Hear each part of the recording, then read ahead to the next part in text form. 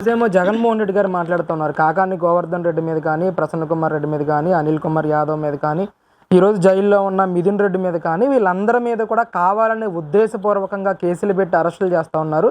రేపు మేము అట్టుకట్టుకు తిరగేస్తామని చెప్పేసి మాట్లాడుతూ ఉన్నారు. ఏంటి ఎలా చూడొచ్చు? అసలు నీకు పిండి ఉంటేనే అట్టేసేది నువ్వు. నీకు ఆ పిండి ఉండాలిగా. రేపు ఆ పిండి ఉండదు, నువ్వు అట్టేసే పని కూడా ఉండదయ్యా జగన్మోహన్ రెడ్డి. ఎందుకంటే ఇవాళ నీ పార్టీలు అందరూ అవినీతి పరులు ఒక్కొక్కరు దొరికిపోతున్నారు. నువ్వు అంటున్నావు అదే అక్రమ అరెస్ట్ అని ఒకటి అంటే జనం ఆలోచించుకుంటారు, నువ్వు ఆలోచించుకోవట్లా. ఎందుకంటే కాకాని గోవర్ధన్ రెడ్డి ఎప్పుడో పట్టుకున్న అసలు ఆయన ఎప్పుడు నుంచో ఒక ఫైళ్ళన్నీ తగలబెట్టి కోర్టు ఫైల్ దాని ఫోర్జరీలు చేశాడని ఆ ఫైళ్ళన్నీ మళ్ళీ తగలబెట్టి వాడు ఇష్టం వచ్చి దొంగతనాలు చేయించి చేశాడు అవి గాజేపించి.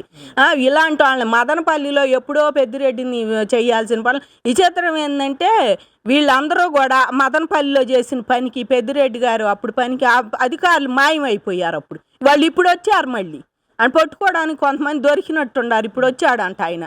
వీళ్ళు అది అంటే సినిమాలో కనుక హీరో విలన్ ఒకడు పట్టుకోగానికి తలా ఒకళ్ళ చేతిలో ఉంటారు వెనకొండ దొంగలు పోలీసులు తన్నేవాళ్ళు రౌడీలు. అట్టుంది వీళ్ళ పని. ఇక మనం కూడా ఎంతలే ఇంటికి పోదాం పోతే పోయాం జైలుకి ఏడదాక్కున్నాం ఏడుండ వచ్చేటట్టుండారు. ఇవాళ టెక్నాలజీ బాగా పెరిగిపోయింది అని చెప్పేసి కాడు వచ్చి వాడే అరెస్ట్ అవుతున్నట్టుండారు. అదే పట్టుకోండి అంటే పట్టుకుంటున్నారు పొయ్యి. ఆ రకంగా మీరు ఏమీ వద్దు. ఇవాళ అందరూ అడుగుతున్నారు కసిరెడ్డి ఏంది, ఆయన ధనుంజయ రెడ్డి ఏంది, వీళ్ళు కూడా ఫెసిలిటీస్ ఇప్పుడు అడుగుతున్నారు. మొన్నటిదా నోరు మూసుకొని మిథున్ రెడ్డికి గెలిపించారు కంటే చదువుకున్నారు. మీరు ఒక రాజకీయ నాయకుడితో ఎందుకు మంతనాలు చేస్తున్నారు? మీ పనులు ఏంటి, మీరేంటి?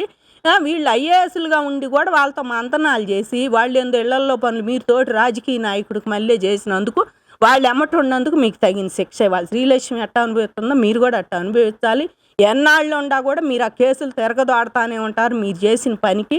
ఇప్పటికైనా సరే చదువుకున్న వాళ్ళు చదువుకున్నట్టు ఉండాలి. ఐఏఎస్లు కానీ ఐపీఎస్లు కానీ 30 ఏళ్ళ మీ కెరీర్ని ఎవరో వచ్చి 5 ఏళ్ల పాలకులకు అడ్డం పెడితే ఇదిగో ఇట్టాగే ఉంటాయి. మీరు అందరూ జైళ్ళు పోతున్నారు.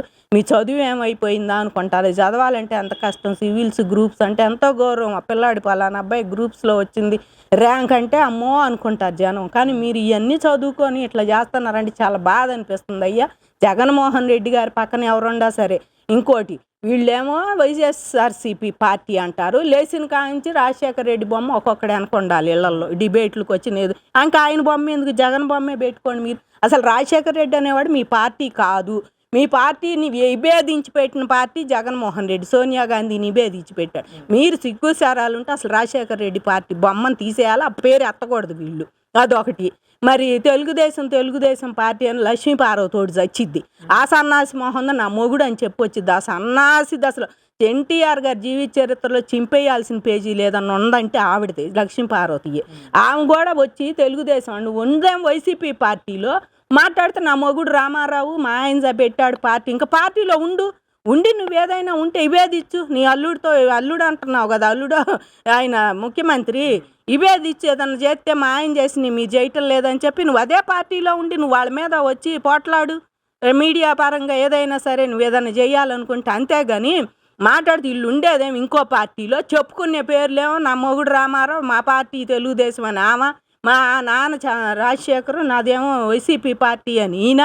ఈ రకంగా చెప్పుకుంటున్నాను. ఇప్పుడు ఆ పార్టీలో ఉండాళ్ళు అందరూ కూడా వైసీపీ పార్టీలు ఎవరు కూడా రాజశేఖర రెడ్డి గారి మాట ఎత్తకూడదు వీళ్ళు. ఆయన సోనియా గాంధీకి ఇదే చేశాడు. ఎట్టుండ సోనియా గాంధీ ఎంపీలు అంతమందిని పంపించి ఆంధ్రాకి ఏమి అయిపోయినా నోరు మూసుకొని కూర్చున్నాడు ఆయన రాజశేఖర రెడ్డి గారు. అట్టాగే మీరు కూడా సోనియా గాంధీ మాట వింటే నువ్వు చెప్పాలి మీ నాన్న పేరు. నువ్వు ఆ మాట వినకుండా నువ్వు పార్టీ పెట్టి నేను మగాడిని అని చెప్పేసి ఇప్పుడు కూడా అంటున్నారు. మగాడు జగను ఒక్కడే కలిసి పార్టీ పెట్టి సాధించాడు. నీ అయ్యే చరిష్మాతో నువ్వు గెలిచావు. నిజంగా మీ అయ్యి ఫోటో తీసి నువ్వు ఒక్కడే పెట్టి వాళ్ళ వైఎస్ఆర్సీపీ మీద రాజశేఖర రెడ్డి పేరు పెట్టకూడదండి. వీళ్ళు ఇదోటి చేస్తున్నారు. చేసి మాట్లాడితే అడ్డు వస్తే ఇంకా 5 ఏళ్ళకి వస్తా 4 ఏళ్ళకి ఎక్కడికి వచ్చేది మీరు 5 ఏళ్ళకి 4 ఏళ్ళకి ఇంకా జనాన్ని నాశనం చేయటానికి వస్తున్నారు మీరు. ఆంధ్రప్రదేశ్ ప్రజలందరూ ఇప్పుడే కత్తి కోలుకుంటున్నారు. మళ్ళీ 5 ఏళ్ళకి వస్తే అసలు లేగవకుండా పడిపోతారు. అదొకటి గమనించాలి. ప్రతి ఆంధ్రుడు ఇవాళ గమనించి అసలు వీళ్ళని సింగిల్ డిజిట్కి పరిమితం చేయాలి. ఈ అవినీతి చేసే ప్రతి వాళ్ళు అవినీతి వాళ్ళు చూస్తుంటే. అదేదో అక్రమ అరెస్ట్ అయితే కోర్టు ఏం బాగా పక్క నెట్టి పారేసిద్ది కాగితాలు. కాబట్టి కోర్టు కూడా వాళ్ళకి బెయిల్ ఇవ్వటం లేదంటే అదే కారణం. గమనించాలని కోరుకుంటున్నాను.